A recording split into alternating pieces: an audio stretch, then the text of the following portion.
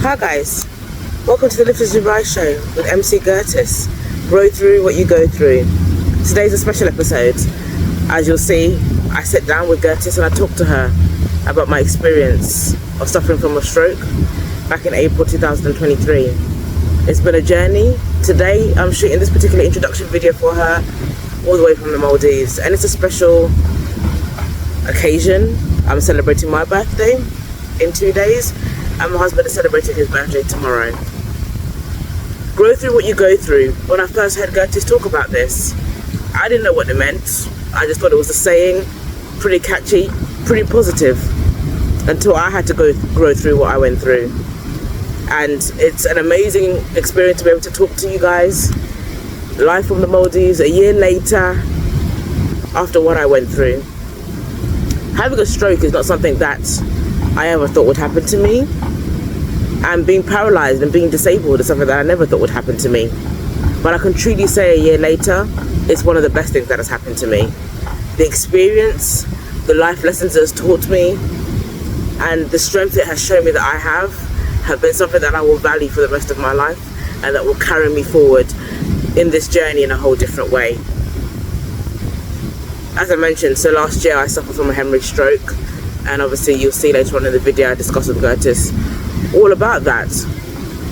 But on reflection now, the most important thing I can say is having a positive mindset. It helps you conquer more than you can imagine. It's not easy to go through certain things in life, but you have got to be viciously positive, and you've got to believe that God is going to pull you through, and you have to believe that everything, especially if you're a Christian, that everything you've prayed about, everything you've always been taught about, the scripture, the words,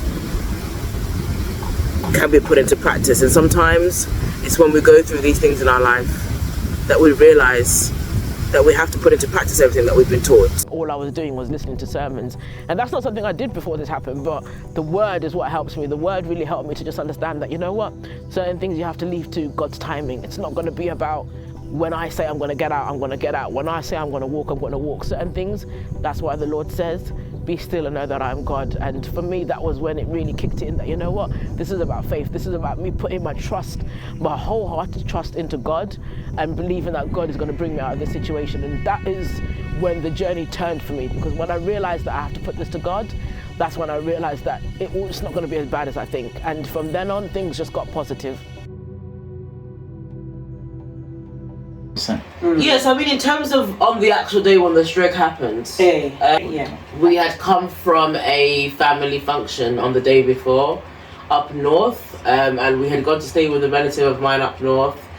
And, you know, it was a chill day on the day. You know, we woke up pretty late, had breakfast, chilled, had a good laugh. I think I actually helped her take her hair out. We were literally in a very relaxed setting. And then around 5 o'clock we said, you know, we're going to leave, we're going to make our way back. We were actually going to Nottingham at the time, to my partner's sister's house to sleep there for the night. So we were going from Huddersfield to Nottingham. So we were around 5, we set off. I was like, yeah, you know, I've chilled, we're relaxed. 5 p.m, yeah. Okay. And I was like, you know, we're going to make our way now, you know, we've had a good chill day. Let's just get back home in good time because tomorrow we've got work. Yes. I drove all the way from Huddersfield to Nottingham, all the way on the M1. Me and my partner we're actually just laughing, talking, normal, listening to Amapiano, whatever we were doing, you know, good journey back. Then as I entered Nottingham, I think within about 5 minutes of us entering Nottingham, I said to Ashley that I was feeling pins and needles. Okay. So it was like a pins and needles that was on the left side. I think it was on the left side at the time. So obviously we have an automatic. So I was driving, and I was like, oh, I'm feeling pins and needles in my life. But we're still talking at this point. Like, we're still very much talking. I'm feeling pins and needles. It just feels very weird. I think we actually stopped at the shop to get a Red Bull because obviously I was tired. I was like, oh, we're going to get back to the house. Yeah. I think we just got a Red Bull casually, not for any reason. Had a bit of Red Bull, carried on driving. And then actually noticed that I was mounting the curb. Oh. So he was like, you said you're feeling pins and needles, but what you're mounting the curb. Yeah. I was like, I'm mounting the curb. I didn't really remember much of the conversation, but I remember him bringing it to my attention that I'm mounting the curb. And I was like, okay. At the time, I didn't even think anything of it because I was like, oh, what do you mean mounting the curb? Maybe I just missed the curb or whatever. So you didn't even realise? No, at that time I didn't realise. I just knew I was having pins and needles, and then he noticed I was mounting the curb. I didn't even notice I was mounting the curb. If I'm honest, I don't think I did notice that I was mounting the curb. So anyway, he said, you're mounting the curb, let's pull over. We need to swap sides. I'll finish the rest of the 5 minutes to go to your sister's. So we pulled over on the side of the road, and I remember at the time, I think I needed the toilet. I don't know if I needed the toilet before we pulled over. I'm not sure at what point I needed a toilet. I think I needed a wee. And sometimes I don't want to go to a public toilet, so I'll be like, I'll pull over, I'll quickly use the toilet. So I think I needed a wee, but it wasn't pressing like that. But he said, anyway, you're mounting the curb, we're nearly home, let's pull over, I'll take over driving. Yeah.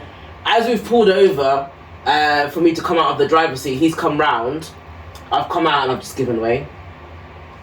Basically collapsed. And he's having to carry me. On the steering? Yeah, on the steering. So obviously we've parked on the side of the road for him to come and take over the driving. And I'm trying to get out so I can go to the passenger side. So you couldn't get out? I couldn't get out. And then I think I actually almost realised at that point that something's happened. Because obviously, again, I've had this whole history. Oh, so you just... Yeah, I was conscious. I was conscious mentally. Physically, it had gone. And basically, it's almost like I just went... And he had to carry me. It just happened. It just happened. Whether at the time when I was driving it had already happened, and because I'm driving on the right side, I've not noticed, and I'm just... But obviously, mentally, something had happened that made it noticeably that I'm mounting the curb. But because I was driving with my right side, if it wasn't for me mounting the curb, God knows, who knows? Maybe the stroke happened when I was on the motorway, who knows at this point? But because I was driving with my right side, I was just cruising. So it was only when I came out of the car. I managed to keep it still. I managed to keep it. So I remember being in the ambulance, still needing the wee, but knowing that I'm having a stroke or had the stroke. I don't know how long a stroke lasts for. Car, that is obvious that the left side is gone. Oh no! And then he's had to carry me into the back seat, like literally hoist me. Oh no! And then obviously at the same time, I remember saying, "I still need the toilet. I really need the toilet. I need a wee. I need a wee." But I couldn't even squat to do the wee because half my side is given away. So at that point I knew this is obviously a stroke, like what else could be going on here? And because I knew I had the high blood pressure, I didn't take long before I said... Did you check your blood pressure before you left? No. Obviously at this point again, I'd not checked my blood pressure in a while. And as I'd said, on the Tuesday before I had the stroke, I actually engaged with medical services. So on the Tuesday before I had the stroke, the GP requested for me to come to the GP surgery to get a 24-hour blood pressure watch fitted. This was after months of, kind of delaying referrals. No referrals were being responded to. So I guess he decided after some time that it's the best thing I actually monitor this blood pressure. But for me, I feel like that took a while for him to make that decision, and I feel like that should have been one of the first decisions he made when he realised that I have high blood pressure. Especially when you're talking about the blood pressure being 250. Yeah. Over 112. Yeah. Oh no. So on the Tuesday before the stroke happened, I actually was in a GP surgery having this 24-hour watch fitted. And I asked the nurse at the time if she could just take my blood pressure from me because I didn't know what it was. I hadn't really taken it for about a couple of weeks. My medication, I was kind of like on and off with it, so I was aware that some days I took it, other days I didn't. So I just wanted to just know what it was and just be informed. And she told me that it was about 250/110. Again, something that I've been used to hearing, but something I shouldn't have accepted as normal, and something that she shouldn't have accepted as normal. And there was an element... So she let you go? Yeah, so there's an element of me that...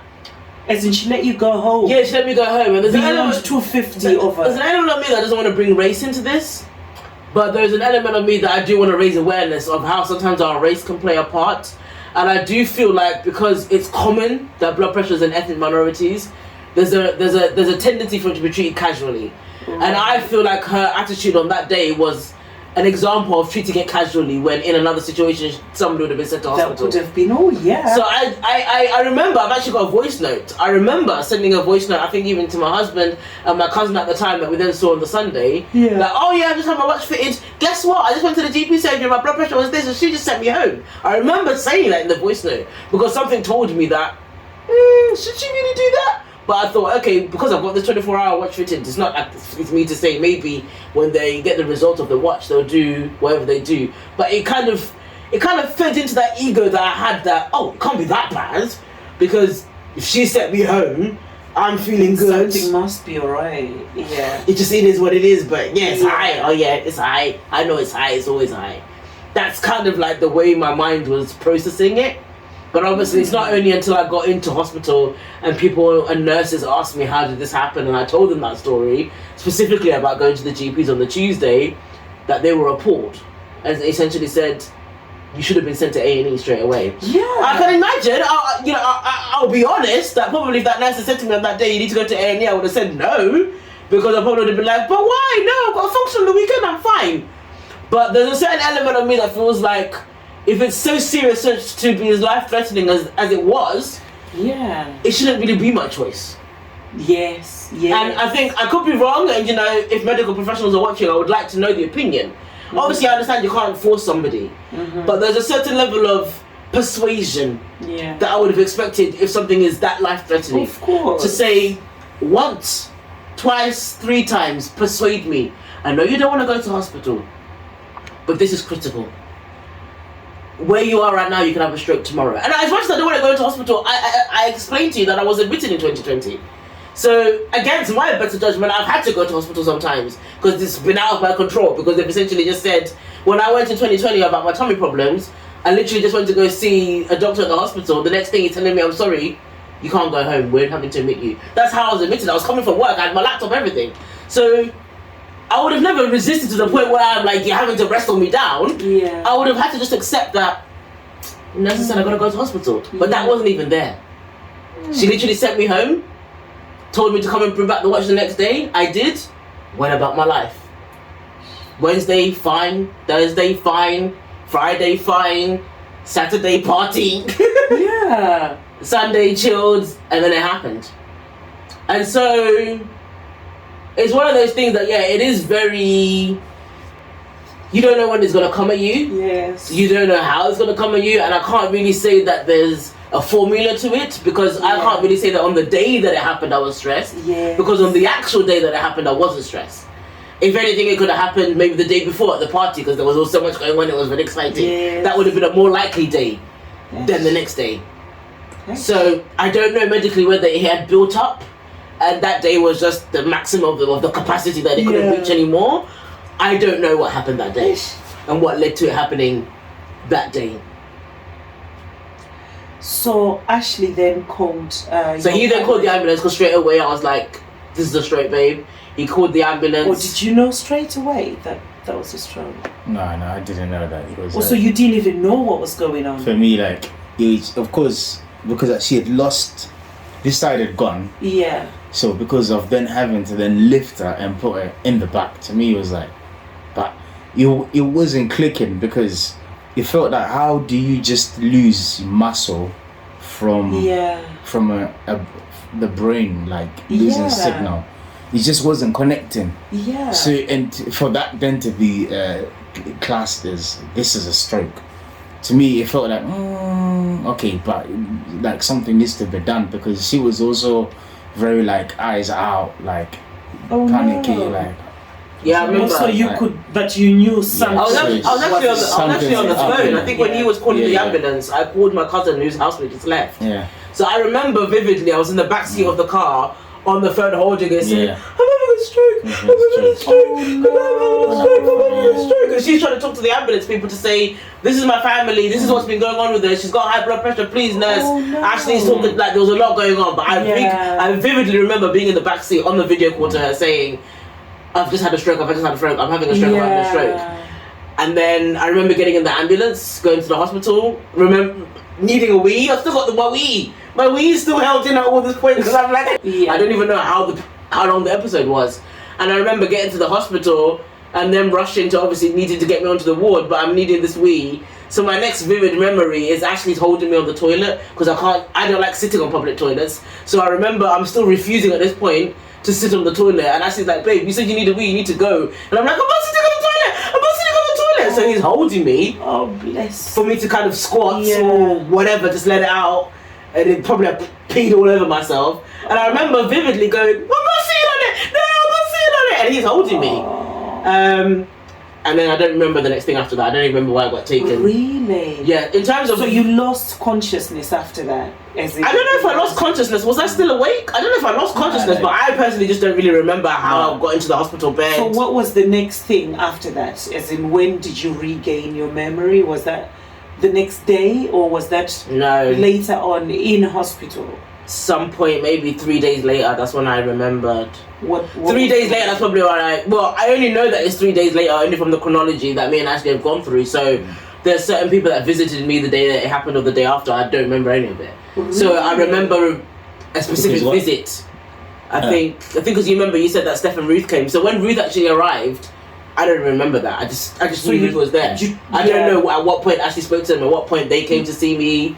So I think that would have been the day after or 2 days after. I don't remember them arriving. No, so it would have been, so when after her using the toilet, she then got put on like back on that bed and then wiped the... Also, they started doing whatever they meant to do. Because the thing is that when she had been taken to the hospital, they had her on like the bed anyway. So it just was a case of like parking it outside that toilet. Then after, of course, I then went with her in there, you know, those like disabled toilet, the one with space. Yeah.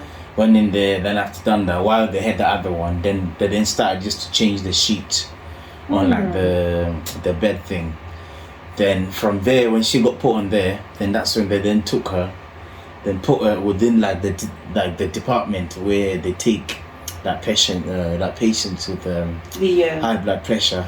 Then that's when they're then doing checks. They're checking like date of birth, names, basically accessing patient files and stuff like that.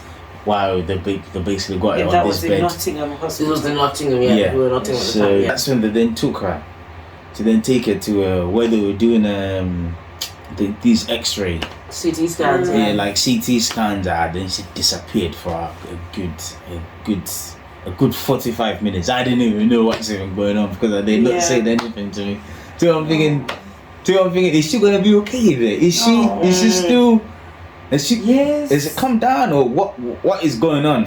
Do you know? I totally understand when your partner is going through that. It's very traumatizing. It's not a comfortable emotion. No. And you don't know whether you were doing enough or because at the time you're asking the nurse constantly, then they're like, she's like don't worry, she's being looked at. But then you think maybe it's just one that just had enough because there are different issues within the hospital. So you're thinking maybe one is just had enough or cannot be bothered to go check because it's 2 floors up or whatever block. Or you know how hospitals are. Yeah. Everything is just far from each other. So we kept on asking until that designated nurse then after finally came. Then this is where we are. This is where we are. These are the results. It's slightly high. There's like a potential of when they went and then after done the scans, I think they actually wanted to start operating like my brain, like the brain. So they're then asking to do that operate from like the graphs. From looking at this X-ray, this was all information that's just like floating everywhere. So I'm thinking, what? Yeah, listen, you can't be opening the head if there is because like if that blood is pumping like that, then trying for you to open the head for you to remove whatever that you were seeing in there. So you can't do that. So that would just be that would be a blood birth. I mean, I'm not a doctor, but if blood is like this. Then after that, then that's when they say, what's it like? I'll be back with you. Then they go, we've decided we're going to take another scan. Then that's when they then took another scan. Then from them taking that scan, that's after like 10 minutes of just waiting, seeing this machine fluctuate in different numbers. And her, she can't talk. I guess she can't talk. She doesn't really remember it. She can't really know, she wasn't there, she was laying there and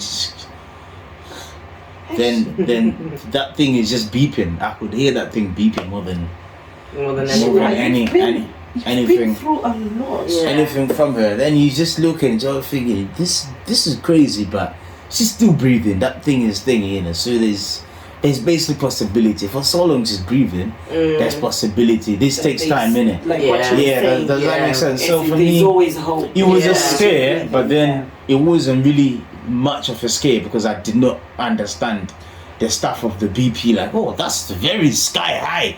But then it was good that I didn't know how BP works because otherwise you because if I knew you would have exactly. If I knew what that BP was or what it was, so because of that, the whole process it made it seem like nice and calm for me because I didn't know what I didn't know. So half of the time I was just doing what I think. Okay, this is okay. You are blinking. So your brain, like, can you remember things? So you know, speaking about things from back or just seeing different things in it. Like, of course, then after them, then come in, then understand. Okay, so this idea is basically like this. So are you gonna be able to walk? Are you gonna be able to do this? But let's first start with the memory. Yeah. Let's start with the memory first, because if it's the memory that then caused for that side to go off, it's got to be the memory. You got to focus on that memory. So maybe bringing up like old memory, even though you can't speak, you can't talk, but let's bring up, just talk. I saw videos in just like in Ashley's phone. So when I was recording the other main video that I done, I was looking for videos and clips to make it join in there. So I went to Ashley's phone. I think when he was sleeping, because I knew he wasn't going to send me some of the stuff, and I actually saw like older videos that he was recording at the time that it happened, and it touched me because I saw videos of him talking to me, saying, "Sheila, you're gonna be okay. He'd been recording videos like literally just after I got admitted. Babe, you're gonna be okay. It's gonna be fine." And I literally looked passed out, like I don't even think I'm alive. Yeah. And he's talking to me, and he's like, "Babe, you're gonna be okay. The machine is beeping. The numbers are like all the way up and down." And I felt for him because I thought like that must be really scary. Like someone that you love, someone that you and you that guys you are so normal. You've just had your wedding, and it's like you just life is at its morning. Yes. Yeah. So that must have been scary for him because having to talk to somebody that you love, not knowing whether they're gonna make it, and you've only just started in life. Yes. It's got to be scary, and I felt it. I felt it. Watching those videos, I felt it. Like, wow, it's deep. It's crazy, but I think once you've been through these kind of things, you're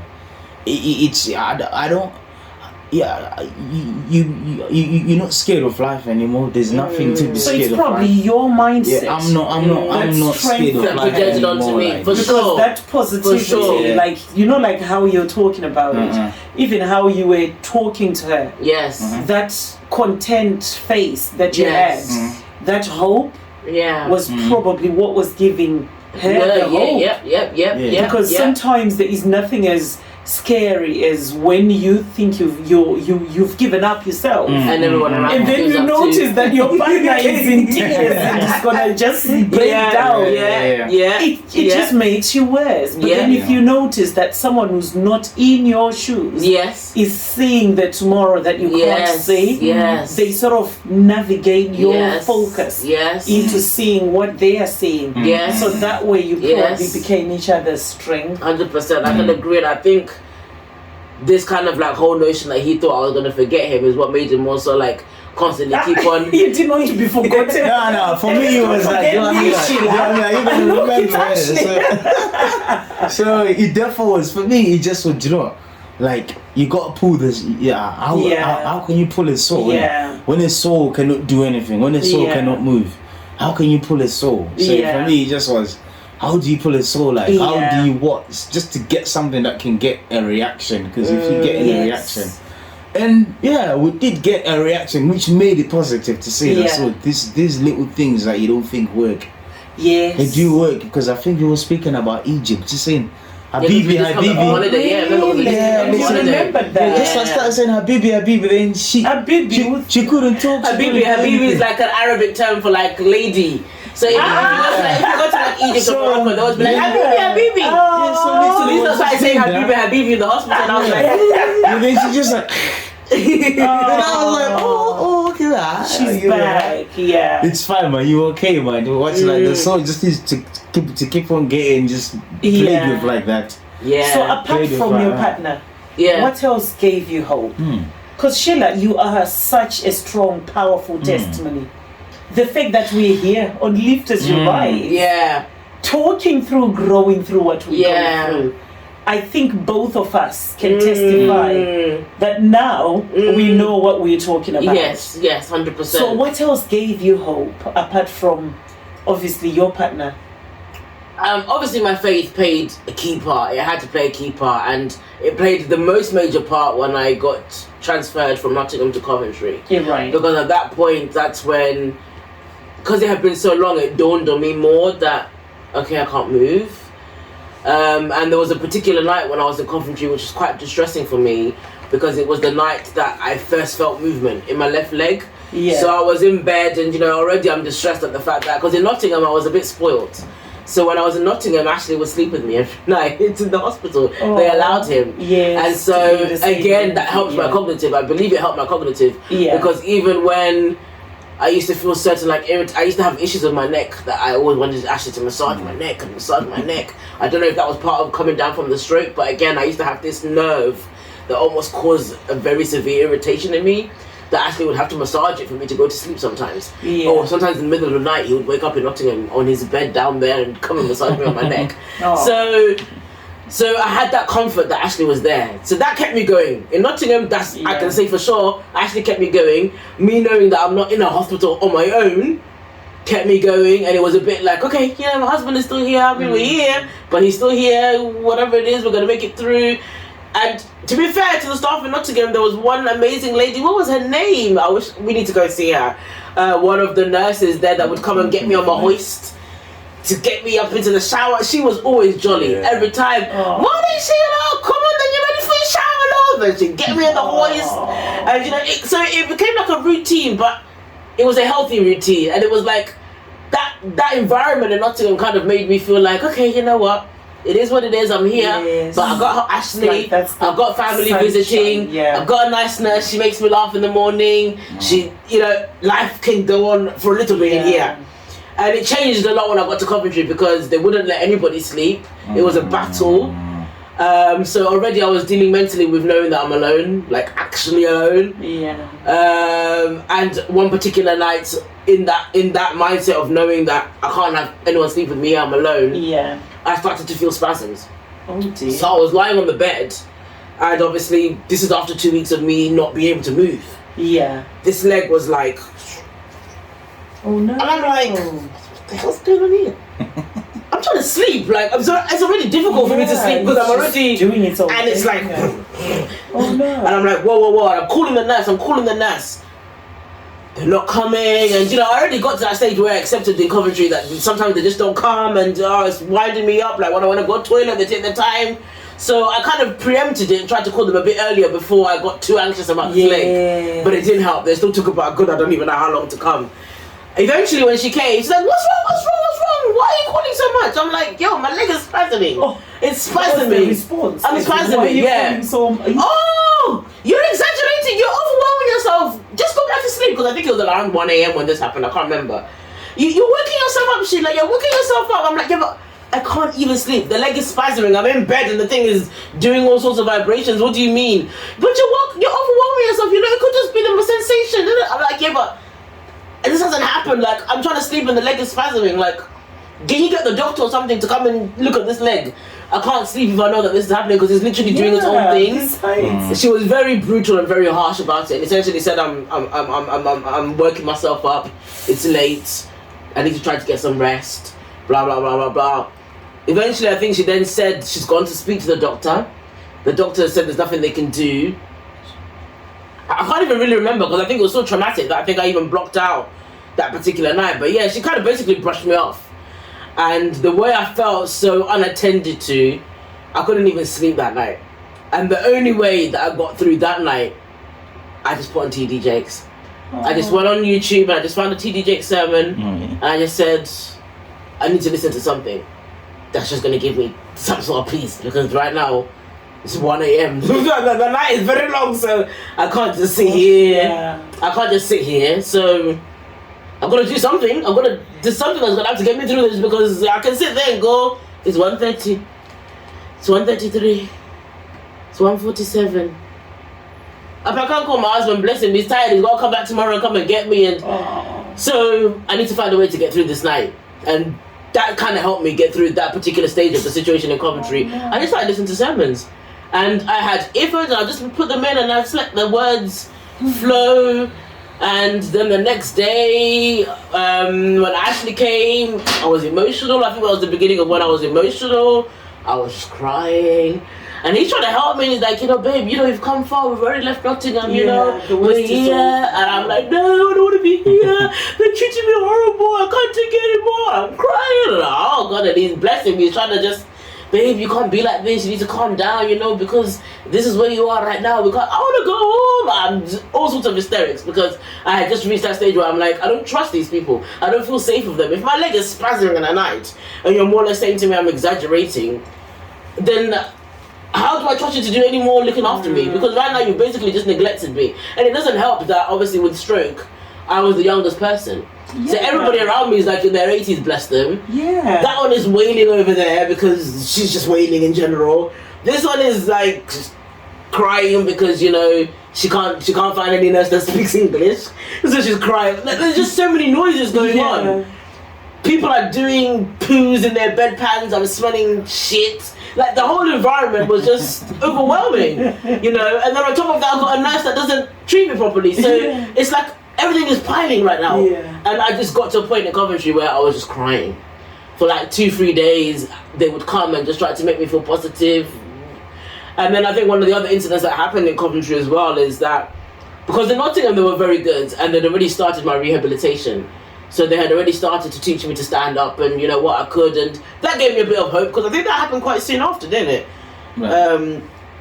Remember the black girl and the white girl in Nottingham that used to come? What's his name? Yeah. That was quite soon after, because I was only in Nottingham for 2 weeks. So quite soon after the stroke, within about a couple of days, or just after the major part had gone, they came and started testing let's see a hand. Sarah, let's see a hand. Let's see a hand and doing what. So they started to assess how bad the so can we say at that point that was more like recovery, as in they were now beginning to do the rehab. Yes. Once they lowered the blood pressure and stuff, they started the rehab more or less straight away. Like the rehab, the stretching, then actually checking to see doing tasks maybe where they take her and take her in there was this room that like an exercise gym. Yeah. Then after sit, then getting it to put in the cup. That was cup activity. I remember that. Oh my god, that's crazy. Where they have a cup.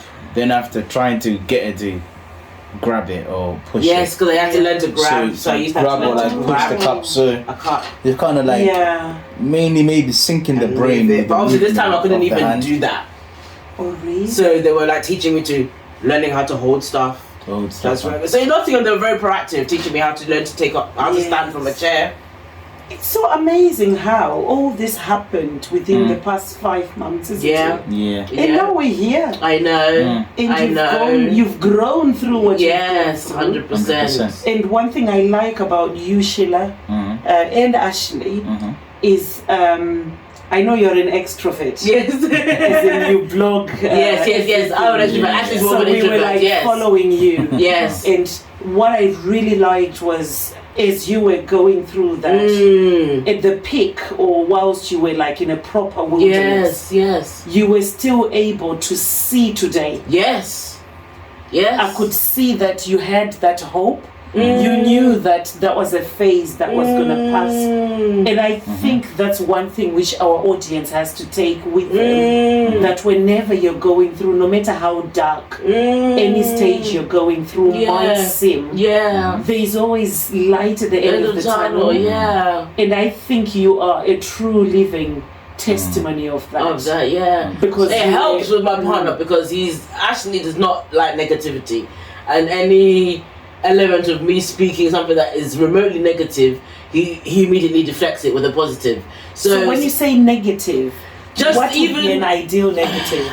I mean, it's not negative that I was upset in the situation that I was upset in. It's validated. Yes. So I wouldn't say it's negative because it was validated. Yes. But there's also an element of we can't over validate it too much where we're or dwell on it too much. What pessimistic? Yes. What if this goes bad? And he's not that kind of a person where he entertains that conversation. It will be, yes, this is bad, but babe, we need to still get through this. Yes, this is bad, but we can still do this. Yeah. Yes, you can't do this, but we can still do this. Yeah. So, for instance, when I was in Nottingham, before I was allowed to really do anything exciting, it's like, I know you're in hospital, but we can still go out on the hospital grounds. Yes. But I'll still go to take you downstairs to Costa. So it's like, it's seeing the but in everything else. And then, as I got more and more better, I could do more. So that's why, for me, Coventry was always the hardest part, because that little stint in there kind of set me a bit back because I wasn't doing much physio. They didn't allow, so the story I was going to say is one day they didn't allow me to get a wheelchair. And it frustrated me because I was like, in Nottingham, I was already in the wheelchair, I was already going out and about. They started making this whole story one of the days when I asked to go in a wheelchair about, it needs to be assessed, the doctor needs to sign it off. The whole day we spent asking, can we just have a wheelchair so I can go downstairs? And it seemed like it was mission impossible. To the point where visiting ended and I actually had to go and I wasn't allowed out. And I thought, you guys are literally keeping me in a prison. Like a prison. This is literally a prison. And I was this close to going to PALS. And the next day, again, this is how God works. And again, through all of that, I was just listening to TG Jakes. I was this close. I remember calling my dad, saying, this is it. And obviously, because my dad works within the NHS sector, he said, you know what, if you want to take us to PALS, I will come there tomorrow. We'll discuss with the nurses and raise it, and we can take it to PALS. The next day, that's when I got a text. Well, not text, sorry. That's when they came to tell me that you're going to George Eliot. And I knew that George Eliot was the heaven. So I kept on always saying to them, when am I going to George Eliot? When am I going to the other hospital? And it just seemed like it was never coming. The day that I had lost my tether, which is this day that they wouldn't let us go out, the next morning it was, you're being moved. And I was like, so again, I felt like, God, you didn't let me down. It was hard. But I also felt like I had to go through that stage where the sermons helped me. I took my Christianity a lot more seriously. Yeah. Because there's being positive, but sometimes don't be too casual with the positivity. Yeah. And for me, don't take things for granted. And for me, I think God wanted to kind of, within the journey, put a little bit of a stumbling block on top of the stumbling block to say, you haven't deep enough yet. And my stint in Coventry, that's what it did. I had to go deeper in my spirituality than I ever could, because otherwise it was going to break me. Wow. Even though I'd gone 2 weeks already out of it, it was going to break me at that point. Do you know, you're somebody who's so powerful, and you remind me of Papa Lige. Yes. What advice would you give about staying strong when things are difficult? Because you're two people who I know that you have actually proven to me that no matter what life throws at you, there is power in staying strong. What's your advice, Papa Lige, on that? You just have to deal with it. You get caught up in a situation where you don't have an option, but to only, fight. The challenge. Yeah. Like you don't have a choice. Yeah, because I think when you look at it as you don't have a choice, what is the other choice? The other choice is very negative. Yeah. Do I commit suicide? Strong. Yeah. Do I ask for too many pills so that you could top me off? Yeah, so that's what's the alternative? Even what you're saying, I really what you're saying. I really like what you're saying, because what you're saying is you just have to stay strong, because if you get to a point where you don't have an option, staying strong is an option. Yes. That's an option. That's an option. It's an option to choose that. You just have to be. Yeah. And be. Wow. Just to round off everything. Yes. Have you got any advice about, what lessons have you got? What from the experiences that you've had? And what have you got? What message have you got for our audience based on everything that we've been talking about? I think my advice, it's going to very much depend on faith and depending on people's rooting in their faith. Yeah. Because my overall lesson has been, and we say it casually, but it's what I feel I truly have learned, that everything happens for a reason. And when you accept and believe that you have a higher being that protects you and looks after you, and then you accept that everything happens for a reason. You accept that there's certain things that you can't control why it happened. Because there's certain things that you then ask yourself, so if it wasn't me, who am I saying should have had it? If it wasn't me that was going to have the stroke, am I saying you should have had it? Who should have had it instead of me? No one. There's a reason why it had to be me. So when you accept those kind of things in life, that, especially when it's a bad thing, who else would you have wanted to have it? Because the answer is you probably don't have anyone that you could have said this, I would have rather they had it. So because you're already in it, accept that things happen for a reason. And try to, and when you accept that things happen for a reason, it's the same as with work or professionalism, start weighing out the pros and cons. Because that's the only way that now I can talk about it so freely, because I've weighed out the pros and cons, and I'm alright. I've got more pros that have come out of this situation than cons. But that's because I've actually had to evaluate the pros and cons. And when I'm talking about pros and cons, I'm not talking about genetic life pros. I've gone through everything that has affected me and my husband through this stroke, and said it's made us better in this way, it's brought us closer in our relationship in this way, it's changed the dynamic of, it's even happened for the best for the dynamic of our marriage. Because people now know that Ashley and Sheila, they're inseparable. Yes, I think those are some of the tests. There's little things that it helped. That maybe if it wasn't for the situation, those things would have taken a while to cement, so to say. But they've cemented themselves at the beginning of the marriage, so it's amazing. So when I've written out all those pros and cons, and the only cons I'm left with is I'm still learning to walk. I mean, what are the cons that I'm left with? Let's be honest. We might as well lay them out. I'm still left to walk. Yeah. And just the arm. Still learning to strengthen my arm. Yeah. There's minimal. I'm struggling to find them. Oh yeah. I'm struggling to find. There's power in focusing on the positives as well. Because the fact that you're here, that's a positive. Yes. The fact that you've gone back to work, that's a positive. Yeah. A lot of people have had strokes. Yeah. Most people didn't make it. Yeah. But the fact that you made it, that's positive. Yeah. The fact that you still have your cognitive, that's a plus, positive. So how can I then in all of that still be, how can I then 100%. be so sad about it, and up until this day still be like, why me? Why did I have to be the one that had a stroke? Yeah. When there's so much more pros than cons. Wow. I've never seen such a positive-minded, inspiring person. And well done, Sheila. I really, really hope everything is gonna go according to plan. And I wish you and Ashley the best that life has to offer. Thank you. 100%. Thank you so much. Thank you so much, Ashley and Harold. Yes. Our invisible guests. Yes. Any advice for our audience from Ashley and from Harry? I think for me, it's just be grateful, innit? Just be grateful each day. I mean, when you get up in the morning, if you've made it that morning, that's the first thing to be grateful for before anything. And the rest will work out itself. Yes. Because if you're thinking about those things, they fall in line. But the first thing is to be grateful. Yes. For it to align for the other stuff to come through. Absolutely. Thank you, Harry. Yeah, just to stay positive and build your faith, get closer to your religion. Yes. And connect with your maker. Yes. He'll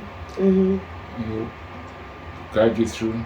Yes. Thank you very much. Don't forget to like, subscribe, and share. Yes. Thank you so much. Thank you so much, everyone. Oh.